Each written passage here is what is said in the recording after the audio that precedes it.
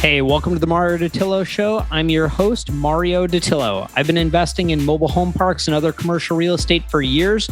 And on this show, we interview some really interesting and successful real estate investors and business owners. We go behind the scenes on how they do what they do. I know you're going to get a ton of value out of this, so stick around till the end.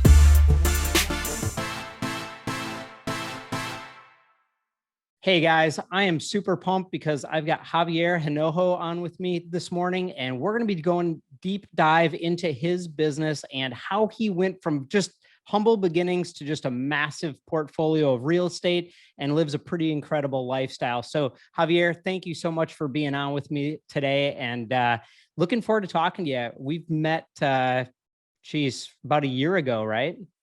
Yeah, roughly about a year ago, but I follow you on social media and things like that. So sometimes you meet somebody in person and you feel like you've known them for 2-3 years, 100%. Now, Javier and I are in the same mastermind, Tim Bratz's mastermind, Legacy Family. And so when we met in person, I agree. It was kind of like, hey, dude, good to meet you in person. And we've crossed paths, I think, in multiple industries. Javier's got a really interesting background, but also he's built a portfolio of apartments, mobile home parks, and a bunch of other property types that I want to dive into today and make sure that we touch on, because I think that's unique. You've done a really good job at building a portfolio of multiple property types. Like for myself, I'm mostly mobile home park investing with a little bit of self-storage, but it seems like you've touched a lot of things. So maybe we can start out with kind of how you got into real estate and what got you excited about it? Like what made you want to start investing in real estate?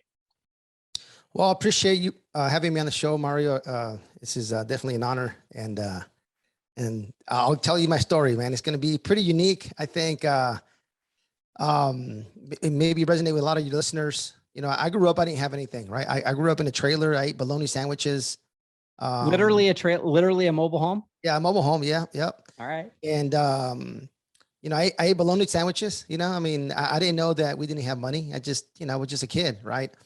And, when I got out of high school, I wanted to be my own boss. So I joined the military, and I'm making it $800 a month. I'm like, man, this sucks.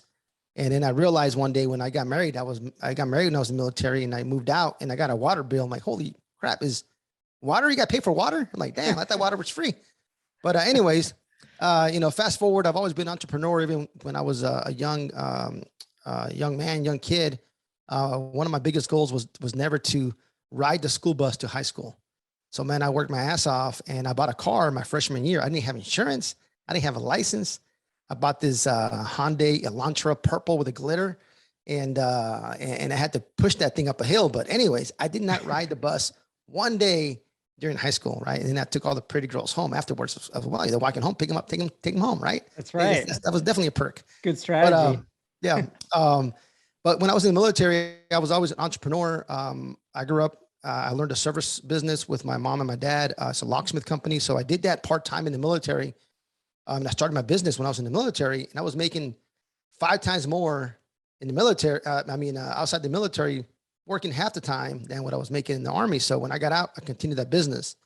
Roughly about 7 years ago, a good buddy of mine invited me to one of those 3-day seminars where they kind of like the fortune builders, but this one was Rich Dad, Poor Dad. Sure. And he took me out, and it was $35K for the program. I didn't want to do it. And he said, I'm going to do it anyways. I'm like, man, you're going to get ripped off. That's what I told him. And he's like, oh, I'm doing it anyways. I said, all right, man, let's get ripped off together. Right. So I'll put half and he put half. And just kind of our personalities together, we're just action takers. So even before our first 8-week course, I think it was 8 weeks, 6 weeks, 12 weeks. I don't know how long it was, but our first course, not even halfway through it, we got a property under contract, single family. So we learned it just enough to be dangerous. And we started with, flipping houses. Then I went to wholesaling houses, and then I jumped over to commercial multifamily. So that's kind of my story. So what's the 32 cents I've heard about? Can you maybe touch on that a little bit? Yes. So right around, I started in November 2015.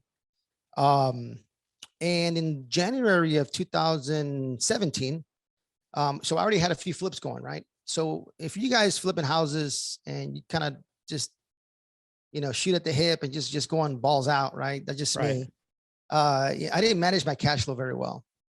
So, we had a couple of projects that didn't quite close and some money didn't come in, and I'm sitting there on New Year's Eve and, kind of feeling sorry for myself driving home, and I had 32 cents in my account, and Jeez. I pulled up to an ATM machine like at 3 a.m. And then I grabbed my kids' Christmas money, my 3 kids in the back seat. I grabbed their Christmas money and I put in the ATM so I can pay my rent, you know? Wow. And that was that night. I got really close to quitting that night. That's a low. Yeah, man, it was rough. And, but just, I said, okay, I always thought to myself, the price is just too great to quit. And then just one thing, after another, kind of, we got the ball rolling there. And then in 2018, I flipped like 50 homes, in a year. So, from the highs to the lows to the highs, Yeah. So, So that's super interesting. One thing that I've observed about Javier is that he is massive action. And I think for those of us in different, businesses or real estate investments, part of the problem that we can have is, we overeducate ourselves in the sense that it's always important to educate yourself, but we overstudy, we spend too much time researching, and we don't jump into action quick enough. And so, I think what I've seen, what I've seen you do is, you just said 2015, you started buying, right? You started buying Yep. single family homes. That's not that long ago. That's 7 years ago. And you've Yep. built up a portfolio of what now? What does your It's portfolio look roughly like? about 75 million. That's insane. So, in a few years, and like you said, you went from, flipping a few homes here and there to buying 50 homes in 1 year. And I think that's a secret to success that people need to be able to pay attention to, or should pay attention to.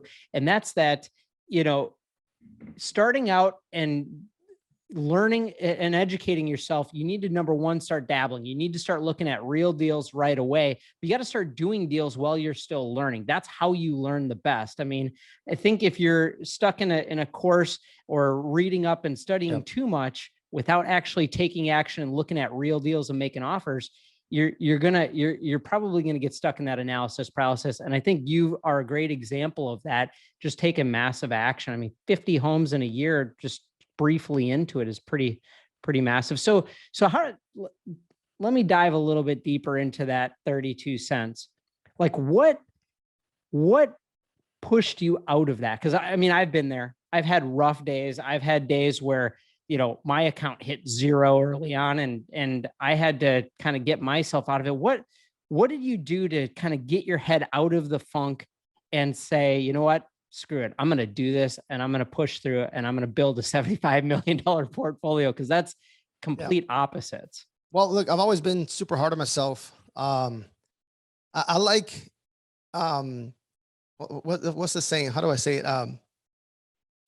I hate losing more than I like winning. Right. Yeah. So I hate losing. Like, I just can't stand losing. So just so I don't lose, I have to win. Like, but I win, I'm like, well, whatever. I don't care. Right. I win, and that's fine. But when I lose, man, it really pisses me off. But for me, the biggest thing was, just my goals and my vision, and not really my motivation, because I think motivation sucks. Like motivation, motivation is just motivation. Like, but if you have a purpose, right, it's totally different, right? Like if you have motivation to go to the gym, then you're not going to have motivation one day. You're just going to stop going. But if there's a purpose, doesn't matter if you're motivated or you are motivated. You got a purpose, you're going to go do it. Right. Big picture. So I had to have a purpose. Right. And what was my purpose? Right. I just wanted, to build something pretty big and just be successful. Right. And sometimes you say, I want to build it for my family. And I'll be honest with you, I'm pretty selfish. So I built it for me. Right. I built it for me, and then my wife and my kids get to enjoy. So I'm not going to say I built it for my family. I'm not going to He's honest. Right. So, but and then the biggest thing that hit me was the price is just too great to quit. I just kept thinking about that. The price is too great to quit. The price is too great to quit. Like if I quit, what's the prize, right? What's the end game, right? It's just not worth quitting, right? That's kind of how I got over it, really. I just pushed through it. So kind of avoiding the downside risk, avoiding the loss, avoiding the failure, and just seeing the big picture and knowing that, hey, look, if I quit right now, it's just too big of a price to pay. Then you're going to go back to doing what? Exactly. That's awesome. So what kind of real estate assets have you invested in? I understand one of the largest parts of your portfolio is apartment buildings, right? But can you maybe touch on, I know you bought single families, and were you flipping or were you renting them out, or what were you doing on those? Yes, I was mainly flipping houses, and then first flipping houses, and then we're wholesaling. So we did a Okay, combination of both. got But it. So we very fixed it. Yeah, transactional trading yeah. So model. we fixed and flipped about 50 in a year within a 12-month period, and we wholesaled, I don't know, like 80. It was insane. So Dude, 50 flips in a yes, year. That's a lot of yeah. work. I have a hat on, but you'll see all my gray hair, and I tell people um, that I'm 23 years old, but I look like I'm 43 because I used to flip houses. You and me both.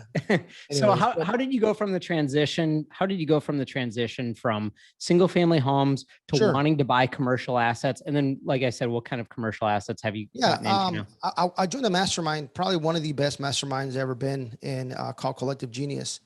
Um, and I went out there because I was flipping 50 properties a year, and I wanted to go to 200, right? Like I want to scale, So I took my wife and we went out there, and I want to say it was September. Yeah, it was September of 2019, right? Which is, maybe a little bit over 2 years ago.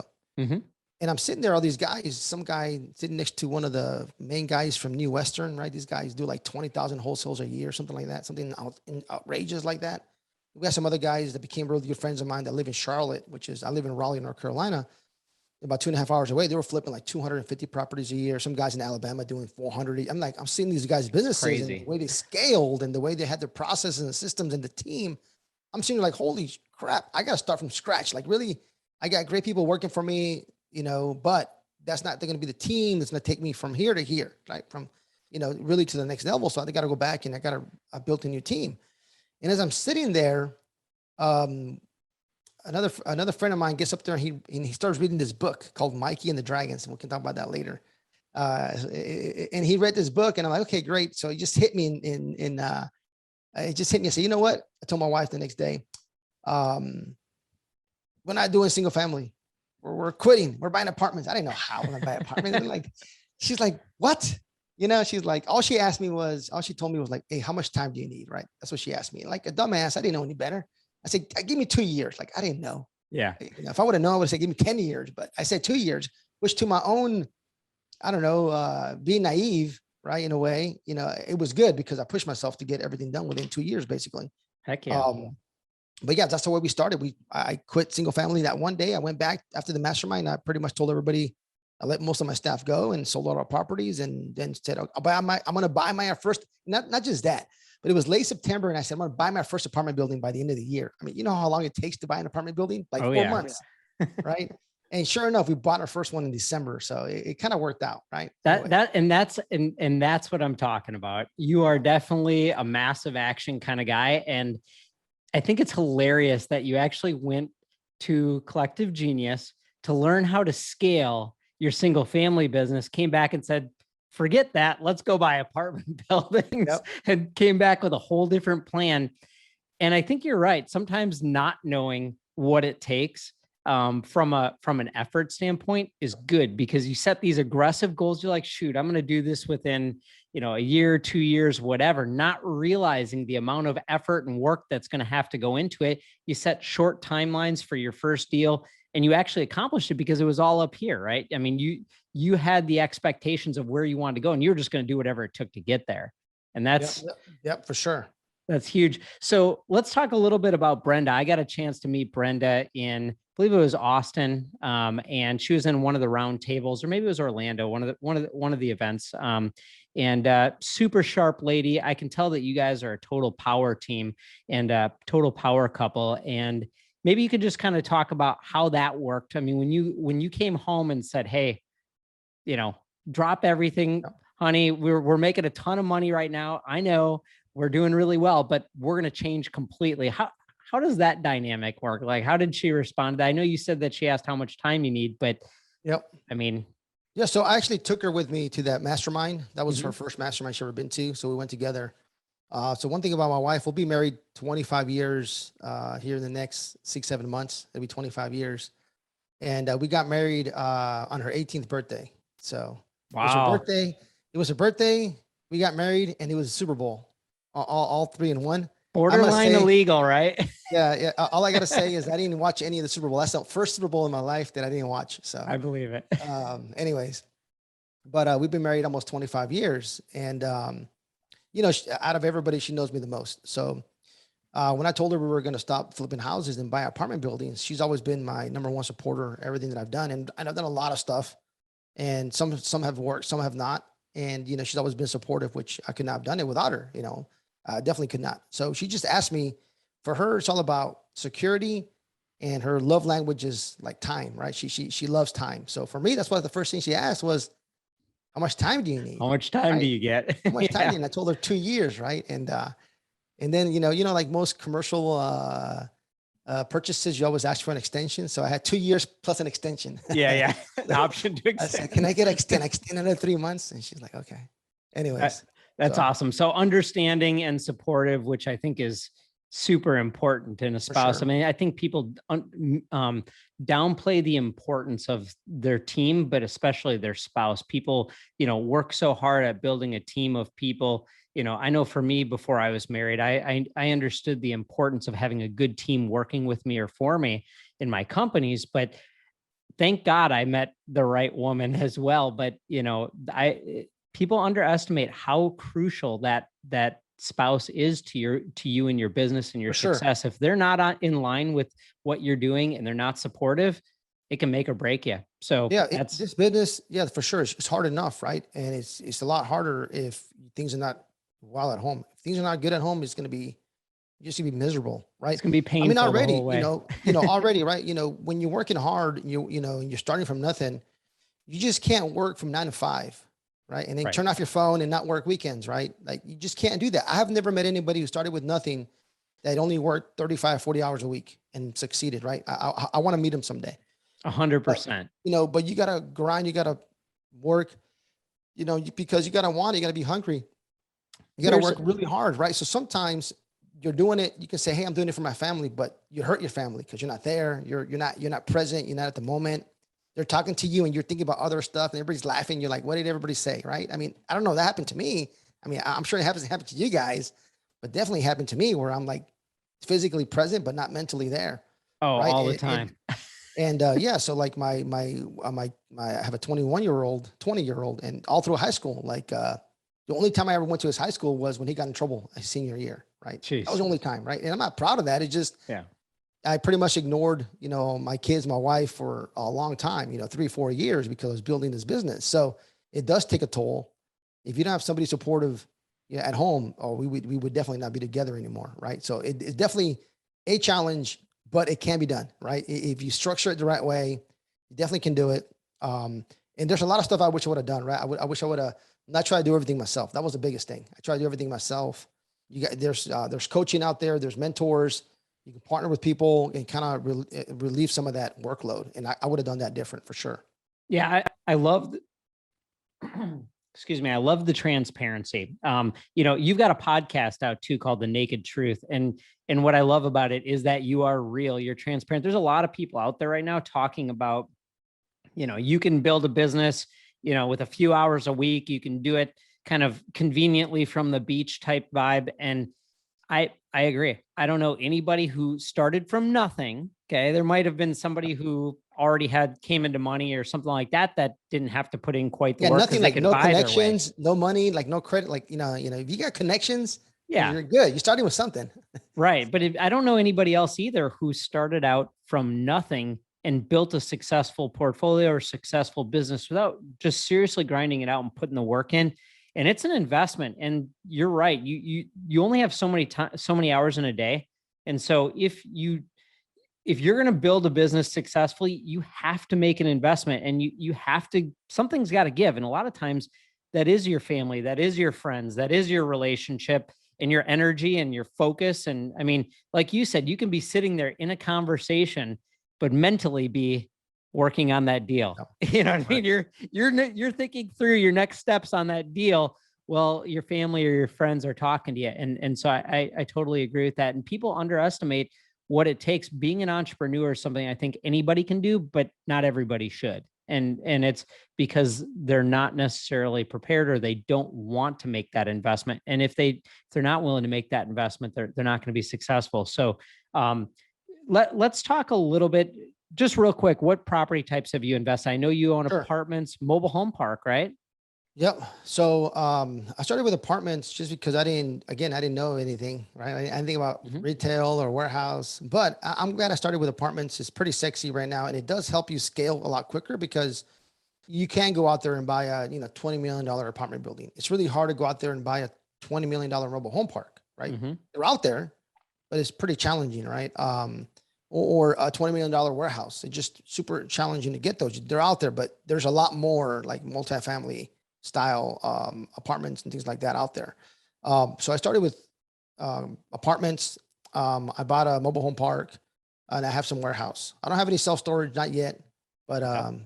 and retail. I don't have any retail, but self storage and retail. We got a whole bunch of stuff that we're working on. So definitely want to buy the different asset classes and houses, of course.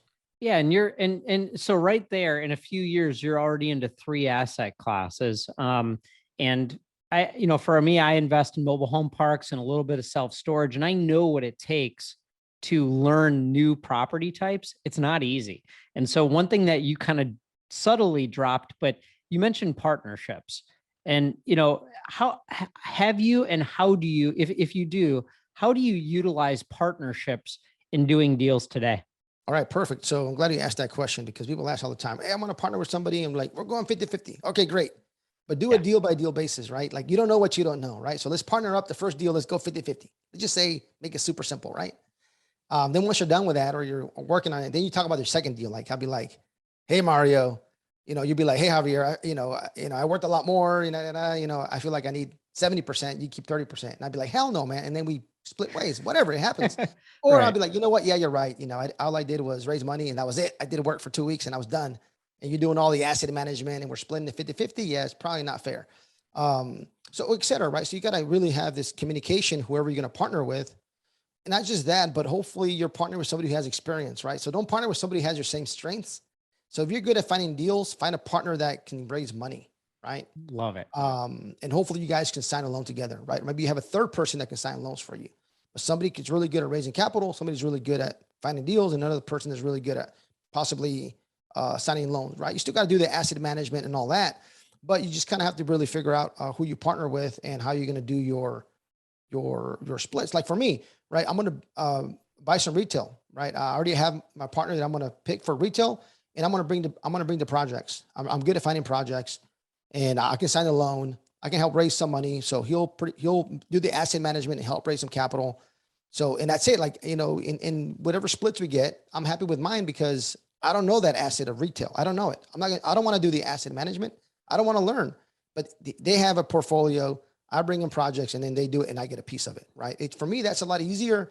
If not, I'm going to be stuck again 60 hours, 70, 80 hours a week, trying to learn a new asset and trying to do it myself. And I don't want to do that. Right. I'd rather get a small piece, and some that I do on my own. Like if I buy stuff, I'm buying stuff on my own with no partners. That's where I get my big chunk. And that's where I get a lot of my cash flow, but I'm still buying other things with other partners just to grow my portfolio and just, grow my experience and just be part of other projects. Yeah, I think that's the best way to get into new property types too, is exactly what you're saying. If it takes you a year to really learn a property type, or even 6 months to study up, I mean, if you own apartments, it's not that difficult to learn self-storage or mobile home parks. They're fairly similar. You go from apartments to retail or office or industrial, totally different ballgame. I mean, they're still commercial real estate, but it's a big learning curve. So if you can team up with people who know that property type really well, already have a portfolio, understand what works and what doesn't, and then you can do what you're good at, which is sourcing good off-market deals or good deals, bring those to the table, bring capital, bring, like you said, your balance sheet, things like that, and then utilize other people's skill set. You can scale much faster by doing that. Oh yeah. One thing that's also super crucial that you touched on is that you find people who have different skill sets than you. If you're good at raising capital, go get somebody who's really good at operations. You know what I mean? Or if Yeah. you're really good at sourcing deals, get the operations guy. Or if you're, get people who are good at different things. I think that a lot of people jump into business partnerships just because they like the person. I may like you, but if we're not complementing our skills, the other person's skill sets very well, we're going to be stepping on each other's toes very quickly. And that's a good recipe for failure. You're going to have that deal go south because you're constantly stepping on each other's toes. And you also pointed something out too. You guys figure out who plays what roles going in. You don't go in and say, hey, I'm going to go learn retail, so I'm going to have so-and-so come in and partner with me. And then I'm going to, sit there with him and do all the asset management with him. No, you're letting him handle that so you can go out and do what you're good at. And I think that's For sure. huge nugget right there. Especially on a new asset, right? So maybe we buy 2 or 3 properties, and then, as you buy them, you'll learn part of the asset management when you get on the calls, things like that. And I might say, yeah, I don't want nothing to do with this, right? So then I just keep doing it that way, right? But at some point, if you say, you know what, I definitely want to bring this in-house, and at some point you grow big enough, you can start doing it on your own. Maybe you don't need that partner anymore. And partners, some are lifelong partners, some are just temporary, right? And you got to make sure that everybody knows that, somebody can partner until, if 1 + 1 = 4, that's great. But as soon as 1 + 1 = 2, then you don't really need each other anymore, right? So you got to have that discussion at the very beginning. Saying, okay, great. What are we doing? After a year, after 2 years, we'll reevaluate. That's why I like to do it more project by project in a way. And not just that, but if you actually have a partner that you're actually partner with and you're doing everything together, make sure you guys have conversations every 6 months, right? Like, do you still love me? Do I still love you? Right? Yeah. Basically kind of conversation. I'll be like, Mario, what do you see my role in the company? Right? What do you see my role? And then you tell me what you think my role is.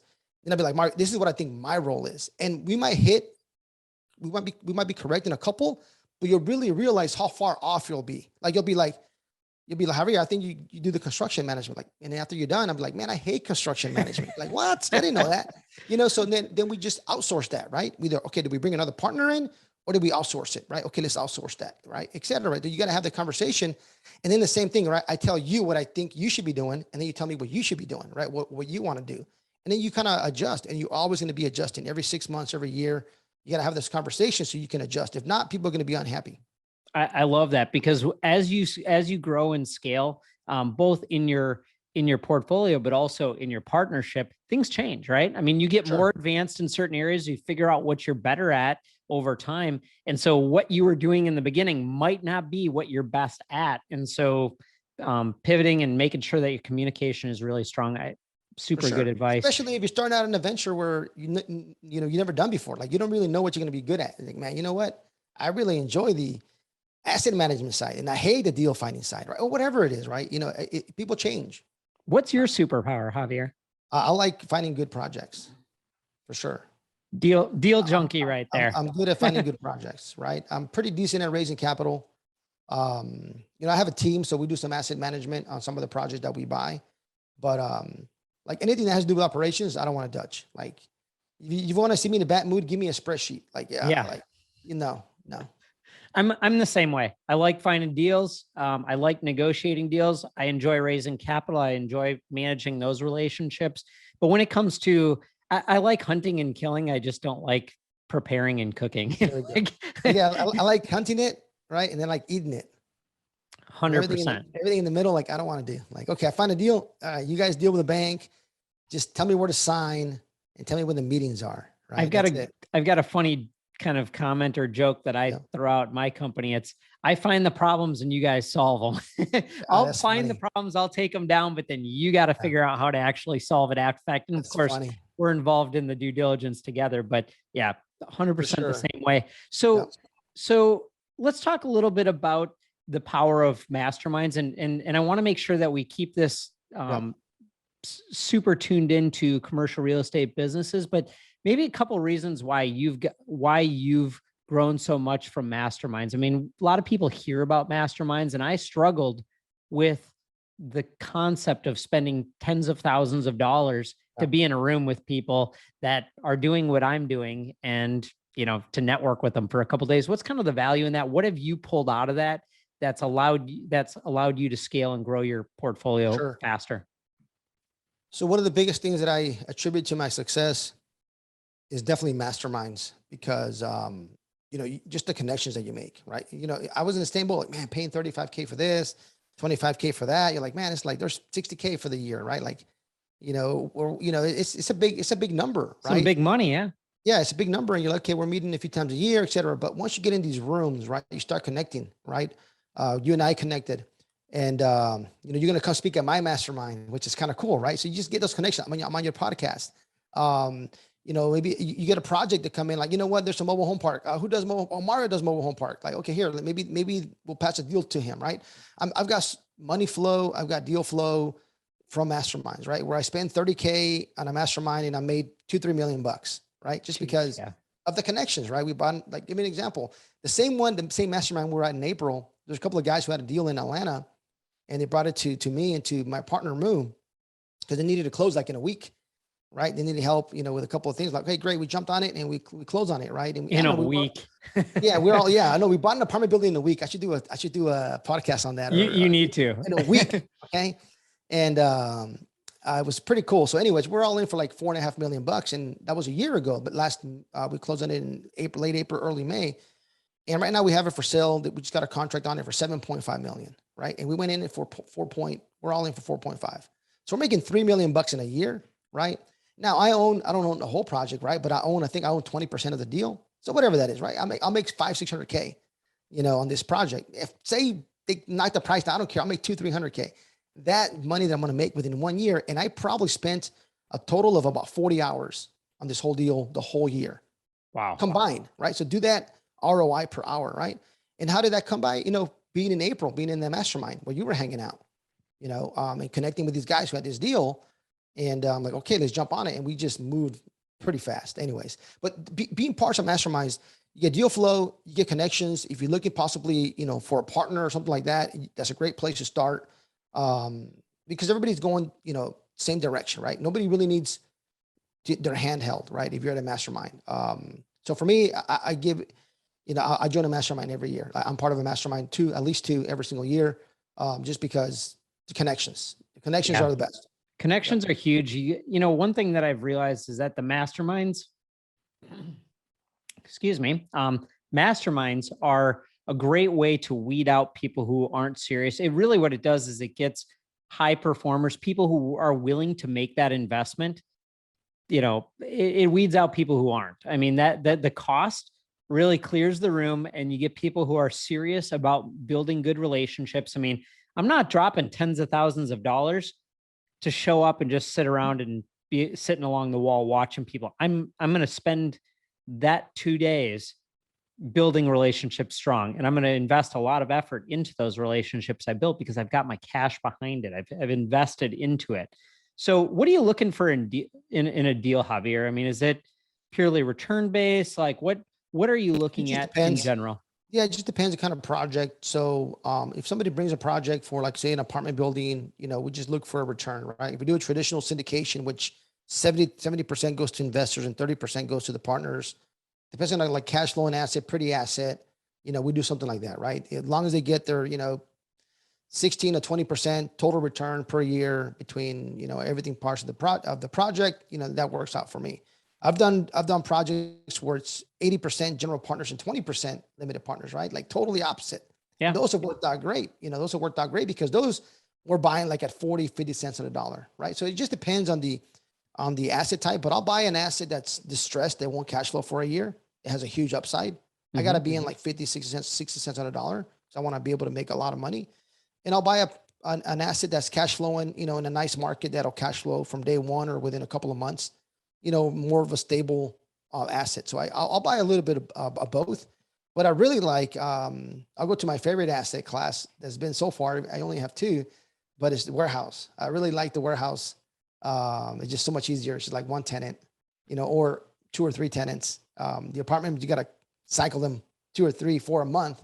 Yeah, right? A lot of turnover in apartments. Yeah, you'll have 3 leases in the next 7 years, right? So it's kind of cool. Triple net lease. Getting into that world is a different world, right? It's just not sexy. You tell everybody, hey, let's go buy multifamily is sexy. Hey, let's go buy industrial. Like nobody cares. It's kind of like mobile home parks. Nobody cares. Yeah, nobody cares. And mobile home parks make a lot of money too. Yeah. Super gritty. Industrial is the same way. I like industrial. I don't own any right now, but so let's talk about that a little bit. You're going from apartments to industrial. What's give me 2 to 3 things that you think are the hardest. I don't want to say hardest, but biggest differentiator between the two property types. I mean, there's obviously some underwriting differences, but what would you say is probably the biggest difference? I would say, I remember when I was doing some underwriting and talking to some folks about to have like millions of square feet of industrial and warehouse space, flex space. The first thing they ever told me was plan for vacancy. I'm like, okay, kind of didn't hit me, but like your property can be vacant for a year. I'm like, holy shit, a year. I'm like, damn, okay. Yeah, like plan for vacancy, right? If you have this $3 million property and, you know, or $5 million property and your payments 30 grand or 40 grand a month, right? It can stay vacant for a year. I'm like, man, that's $500,000. Like, you know, I'm not super smart, but like, that's about $500,000. So like, that was the biggest thing, right? Like just plan for vacancy, just in case, you know, the worst happens, you have enough cash to pay for that. But once you move somebody in, the biggest thing is try to do triple net lease, right? If you can get a big, nice tenant in there and get a triple net lease, all you really got to check is make sure your money's in the bank every first of the month, right? Yeah. That's kind of one of the biggest things, right? The vacancy, or how you can structure your projects. Sometimes you also got to think about, you got a new tenant, they might need improvements, right? It's called TI, tenant improvements, right? You can spend $500,000, you can spend $1 million, you can spend more than that. So that comes in your banking relationship saying, hey, look, I got this tenant coming in, I got a Starbucks and a Chipotle and all this stuff. Hey, I need $3 million to, I'll fit this. Trust me, the bank will give you the money. Okay. You go to the bank, they'll be like, hey, we'll give you all 3 million, or they'll work something out. Right. Or you give the tenant like, I don't know, a year rent for free and they do their own improvement. There's so much stuff you can really work on this commercial, but on this industrial, but you got to look at the ceiling heights, like turning radius in the parking lot. Can you pull up to a dock? You know, is it, you know, or not? It just, you know, little things like that, that really make the separation inside the, what do you call the pillars? I forget what they're called inside, how many feet in between, just certain things like that where you got to really take into account, because it's really going to affect what kind of tenant you can move in there. But on the apartment side, you're worried about how many beds and baths. Correct. Yes. Not but let me tell you what how many supporting posts you've gotten throughout the yeah, but building. let me tell you what the best part is, right? What I like about like flex space or even retail, but I'll just, you know, I'll say retail. Yeah. It'll be a little bit easier for everybody to understand. If you have this shopping center with five retail, 5 different units, right? And you have like a, you know, local nail place, maybe a local Chinese place, maybe you got somebody who does, you know, maybe you have a local barber shop and, you know, just kind of like a mom and pop, right? But it's a good location. And all of a sudden, right, you're getting 10 grand a month in rent, right? You're probably gonna get more, but just say you're getting 10 grand from all of them, 10,000 a month in rent. Okay. If all you do is you move that Chinese restaurant, you put a Chipotle in, right? You move that barber shop out, you put a Great Clips in, you put a Starbucks in the corner, you could be getting $8,000 a month in rent and your property value went up like 50%. Like it's crazy. Like you get less money, but your property value almost went up 50% or doubled just because of the tenants that you have. Higher right? quality tenant base. Yeah. In place. Right. So there's a lot of cool little things about retail and warehouse. Like if you put in a Sherwin-Williams, right, in your warehouse or your flex space, right. Or some kind of franchise in it just helps the cap rate goes down, right? If you could be at an A cap and it just goes to a 4.5, right? Which is a big deal, like a big deal. Yeah. Valuation. Yeah. That's definitely a big difference. You know, what you're talking about too is you're dealing with commercial tenants versus you're doing business to business versus business to consumer. And right. I know like in the mobile home park space, you know, our residential tenants are fairly high touch, just like apartments. You know, your management is much more hands-on involved. There's more turnover. There's more, you know, when you get into especially with the credit tenants, like what you're talking about with the Chipotle's, the Sherwin-Williams, things like that.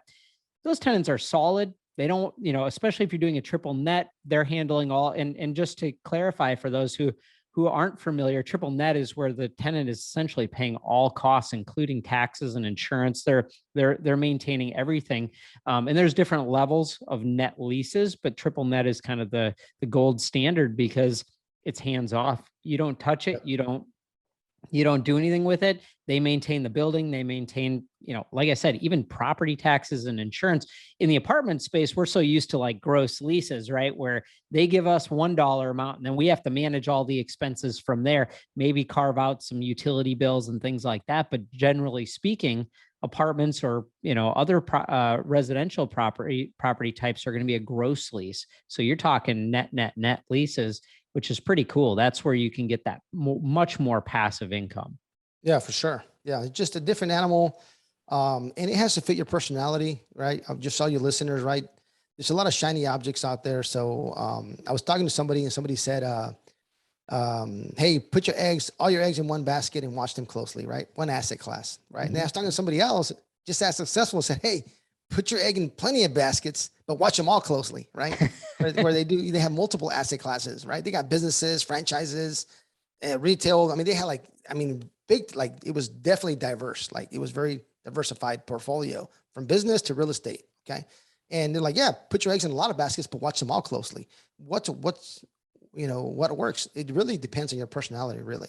If you've got if you're ADD, ADHD, and you can kind of manage that and handle all these different businesses or property types, or if you're very focused and you need to just do something really, really well. I've kind of been the get really good at one thing, master it, and then add on something else, and then slowly add on. I'm not good with managing a bunch of different things at once. And one thing that I think is important is that you had mentioned that you're getting into retail, industrial, other property types, but you've got partners that have a lot of experience in it. And so, just like in business, you need that integrator, you need that COO person to run the operations of the business. And you mentioned you're not an operations guy, me either.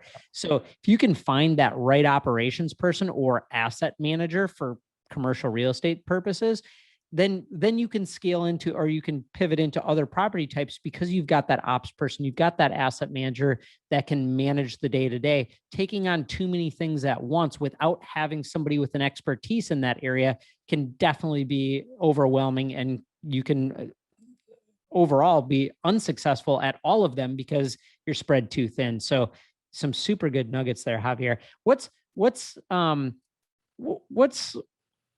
got you into owning a plane?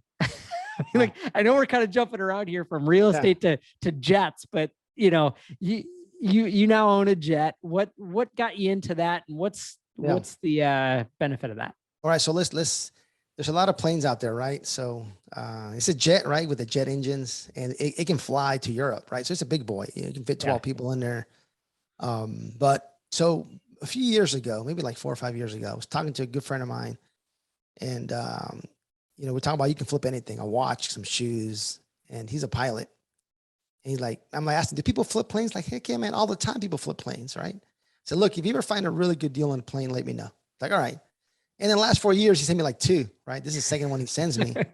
And long story short, I bought it because it was such a good deal. And if not, I would never bought it, right? So I got a really good deal. I got like 50 cents on the dollar. Jeez. They had to close super quick, like in 3 weeks, and which is pretty fast. 2 or 3 weeks we closed. And so we bought it, right? It's been a very, definitely been an experience. It's a very costly asset, I guess you can call it an asset. Yeah. But if you manage it right, you can make some money with it. But I like the depreciation. You can take 100% depreciation in the first year. So that was pretty cool. Once we've had it for about a year, and once we're finishing up our numbers, and we're like net 100K, like 100 and 150K so far right now. So I'm pretty happy. We didn't lose money. But we put like $1 million in it, right? Between fuel, insurance, and just all costs, we put them about $1 million in the last 12 months. And, we're pretty much like positive, plus my depreciation. And I got an offer, somebody wants to buy it for like almost twice as much as I paid for it. So most likely we will sell it here in the next couple of months, and then we'll buy a nicer one, like a bigger one. Isn't that how it always goes? Yep. Next. You got it. Yeah, we'll buy a nicer one. I'll take my initial money that I invested, get it all back, which is going to be awesome. And then I'll still have double that, and I'll put in another one, and then we'll have we'll probably buy something like around $5 million, $6 million. And that would give me a $5 or $6 million tax deduction the very first year. Not just that, right? But one of the cool things that I use is, and that one will keep, for 4 or 5 years. And so we can use the depreciation so we don't lose it. We don't have to repay it. So it'll be a newer plane. It'll be financed. The other one we bought it cash. Mm-hmm. But one of the biggest things is I have some people invest in my properties, in my deals, that aren't real estate professionals. Like they can't take the depreciation and offset it on their other income, right? So I can work something pretty creative where they can be part of my company and my plane, right? And I can help out on the depreciation, right? I can say, hey, for 100K, you get 500K in depreciation, right? Something like that. I can, for investing in Heck yeah. my company, you get 500,000 or a million depreciation, whatever the number is, right? And it works out. So they get a piece of real estate. They don't really own the plane, but they can get depreciation for bringing something to the company, and it works out, right? So I can be super creative. You're playing the wealthy game that a lot of people don't know exists. A lot of times we see people with jets or cars or pretty awesome lifestyles, and what a lot of people don't understand is that there's financial gain in that. You know what I mean? Like, think about this. I asked Javier about his jet, right? And you would expect him to come out and start talking about how awesome it is to fly around the world and be able to, have the luxury of being able to jump to a meeting on a second's notice and not have to go through lines and all the luxury side of it, right? And that's all awesome. I'm sure it's great to enjoy that. But have you noticed that all he's talked about is the business aspect of it and the financial gains aspect of it? Because he's thinking differently. People who have these assets understand that there's some serious financial benefit to it, and they work that. And then the benefit of having it is just icing on the cake. I mean, you get the luxury of enjoying the toy, but at the same time, you made money owning that asset. And you're going to make a lot of money when you sell that asset because you bought it right. You didn't just, it wasn't a stupid purchase. It was a smart financial investment that is fun to own. And so I think that's so good that listeners get to hear that, because sometimes people just totally miss that. They're like, I need to go live this lavish lifestyle, blow all this money on these toys, because they don't understand how to do it to where you can actually make money. And, you mentioned cars, watches. I mean, I know you're a car guy, so am I. And, my most recent toy car, I'm going to make a ton of money on it. I'm going to make probably 35, 40% on that. And I get to enjoy it for a year or so. Actually, I don't know if you know, but Javier owns a Aston Martin, which I do too. So we're both British car fans. Super cool. Apparently. Awesome.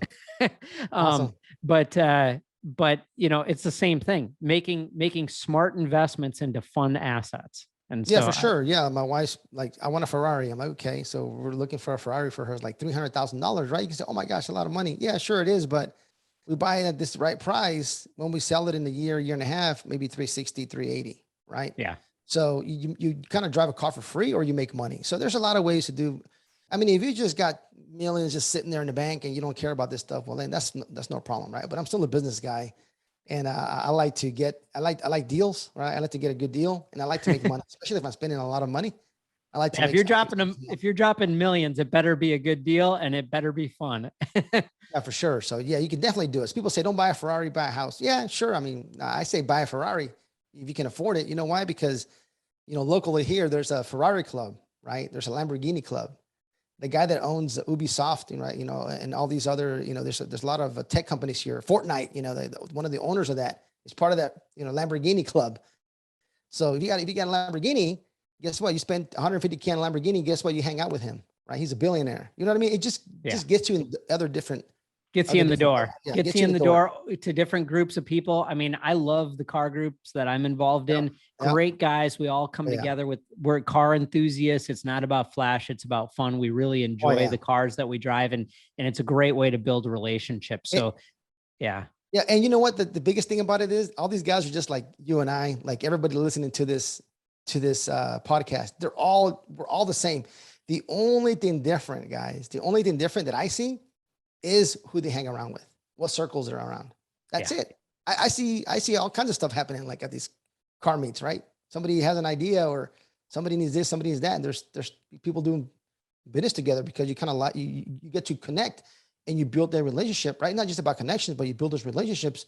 And then throughout time, you might do some business together. So, yeah. And real quick, I want to make sure we touch on this $1 billion boardroom. So this is Javier's mastermind, which he has graciously invited me to speak at, coming up in Vegas next month, which I'm super pumped to be at.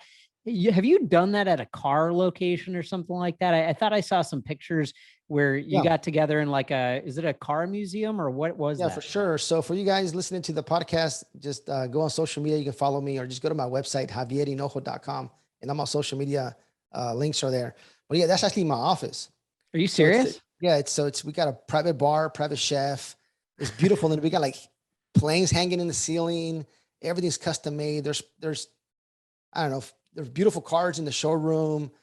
We got conference rooms. My office is I have an office in there. I have a 2-car garage, and I can have meetups there, right? Sometimes that's why I have my local meetups, and I've hosted the mastermind there as well for 2-3 days, and it's pretty cool. So it's nice when I go to my office, right? I just walk by, and for me, like Ferrari, Lambo, and Rolls Royce, Bentley, like it's just normal for me now. I remember when I first used to walk in there, I used to be like, oh my gosh, look at all these cars. Now it's just a part of life, right? So I thought that was a museum. I thought that was a car no, museum, bro. no, it's a car club, but they also have it's like a members only, and you can have an office there, things like that. So pretty That's cool. sick. Yeah, I definitely want to check that out sometime. That's Yeah. looks like a pretty cool setup. So let's wrap up here. You've given a ton of good nuggets that I think people can take and run with, but most importantly, how do people get a hold of you? You kind of mentioned a couple of places, but what's the best place they can get in contact with you to maybe do a deal or to check out your mastermind or maybe invest with you or partner with you? Sure, my website, javierhinojo.com. Then I have all the links in there, right? I got some like free calculators, free tools. I don't sell any coaching. I don't do coaching. I have a mastermind. But anything you need, follow me on social media. I got a YouTube channel. So just everything, you get a hold of me, my contact information, everything's there. So you know what I love about you, Javier? You're super approachable, super down to earth, very transparent, and easy to work with and talk to. And so I hope people will spend a few minutes and at least shoot you a message and let you know how awesome of a show this was. But hopefully they'll find some ways to do deals with you because super high integrity, high transparency kind of guy. So loved having you on the show. Thank you very much. And I'm looking forward to doing some deals together, doing some business together. We got some big things ahead. So again, thank you, Javier. And hopefully you guys all enjoyed this show. Thanks for having me, Mario. Appreciate it. Thanks for listening. I hope you got out of this as much as I did. I'd really appreciate it if you could leave a 5-star review so we can reach more people. Jump over to mariodattilo.net and find out what else I got going on. Be sure to connect with me on all the socials, and I'll see you on next week's show.